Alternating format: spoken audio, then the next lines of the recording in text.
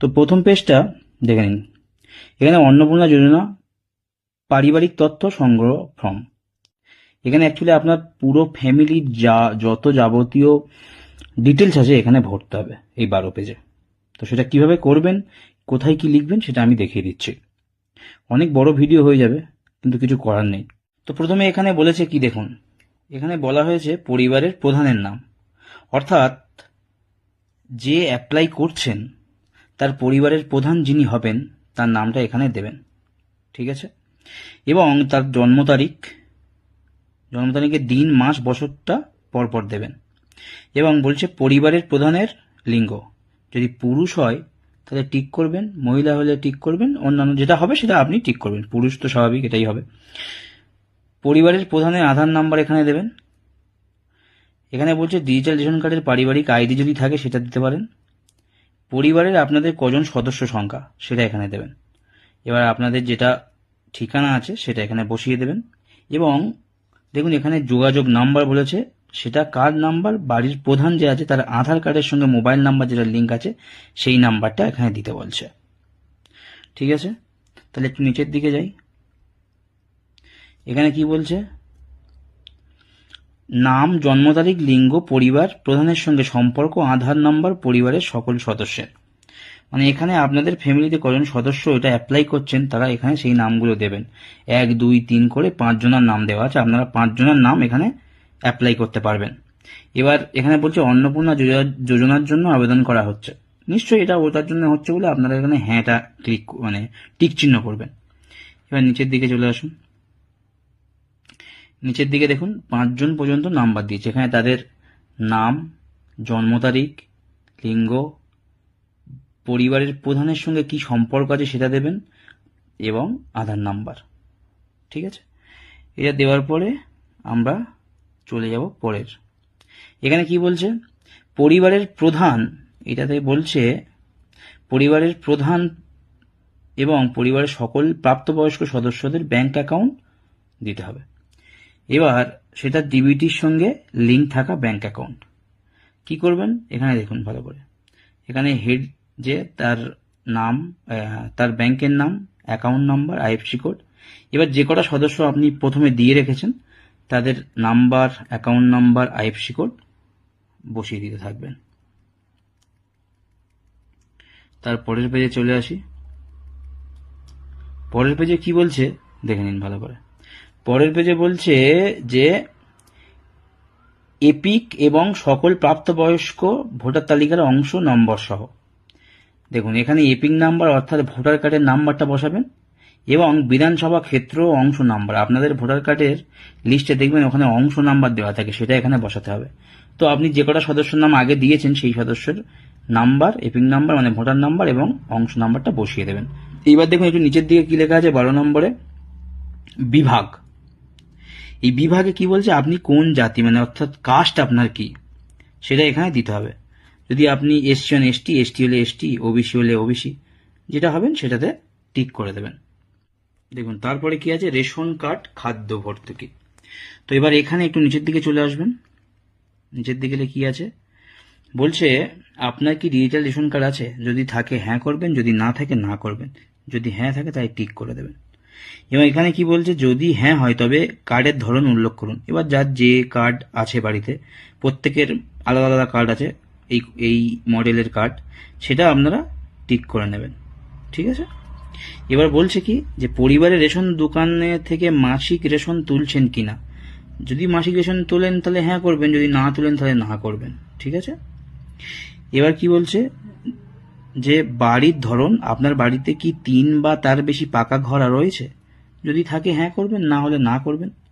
এবং আপনার জমির মালিকানা আছে কিনা, যে বাড়িতে থাকছেন সেখানে আপনার কতটা জমি আছে সেটা যদি থাকে হ্যাঁ করবেন, হ্যাঁ থাকলে সেখানে জমির একটা স্বাক্ষর দিতে হবে। এবং কি বলছে এখানে যে পরিবারের সকল সদস্যের মোট জমির পরিমাণ কত সেই শতকটা এখানে লিখতে হবে, কত পরিমাণ আছে। একটু নিচের দিকে চলে যাই, ঠিক আছে। এবার কি বলছে,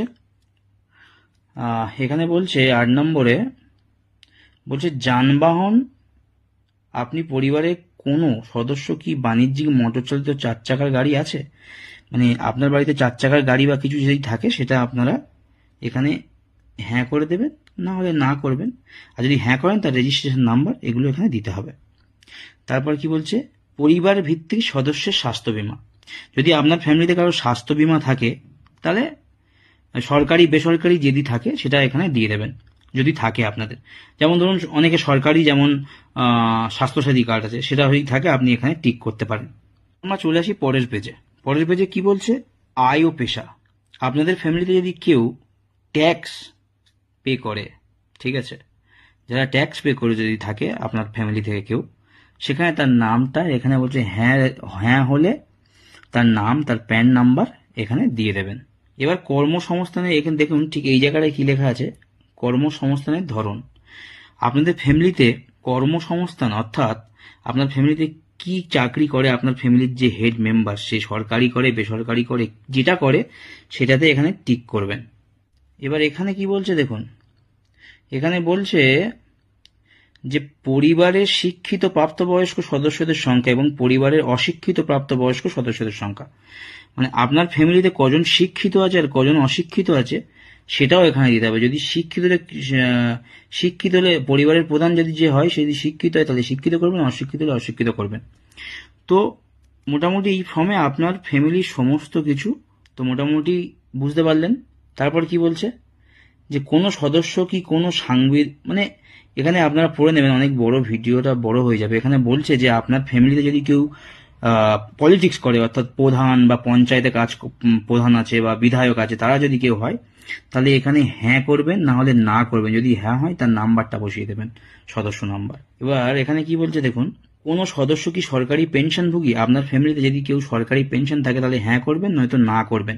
আর যদি হ্যাঁ করেন তাহলে এখানে তার নাম্বারটা বসিয়ে দেবেন।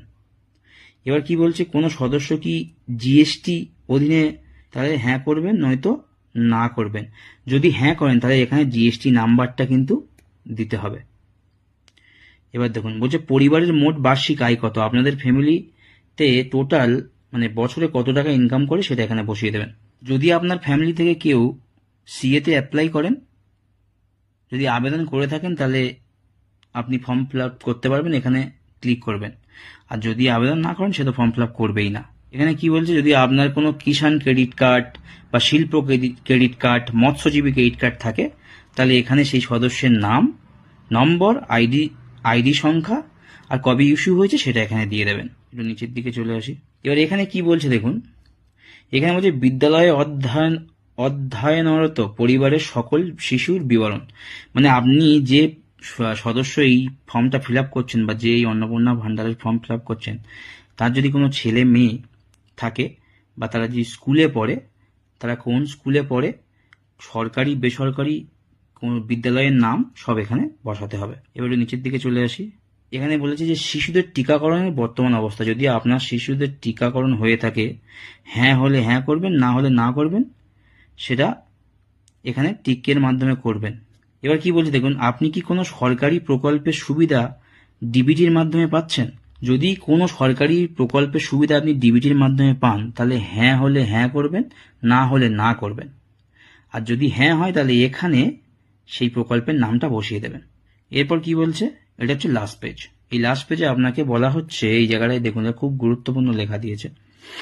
বলছে যে আপনি এটা বলছেন আর কি, আমি এই মর্মে ঘোষণা করছি যে উপরে প্রদত্ত তথ্য আমার জ্ঞান ও বিশ্বাস অনুযায়ী সত্য এবং প্রযোজ্য ক্ষেত্রে আমি সকল সহায়ক নথি প্রদান করেছি এবং উপরে উল্লিখিত কোনো মানদণ্ড বাদ দিইনি।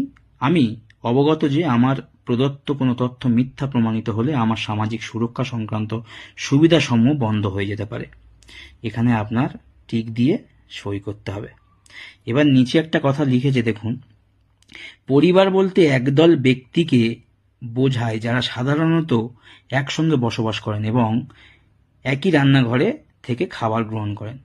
তার মানে এখানে এটা বোঝাতে চাইছে যে আপনারা ধরুন যে বাড়ি থেকে ফর্ম ফিল আপ করছেন সেই বাড়ির বাবা মা আলাদা থাকেন, আলাদা রান্নাঘর, এবং ছেলের বউ ছেলের সন্তান আলাদা খায়, আলাদা রান্নাঘর, তারা আলাদা ফর্ম ফিল আপ করতে হবে। তারা একই ফর্ম ফিল আপে এগুলো বসাতে পারবেন না। আর নিচে যেটুকু আছে এটা সরকার করবে, সরকারের অফিস থেকে হবে, এটা সরকারি। যদি কোনো ডাউট থাকে অবশ্যই কমেন্ট করবেন।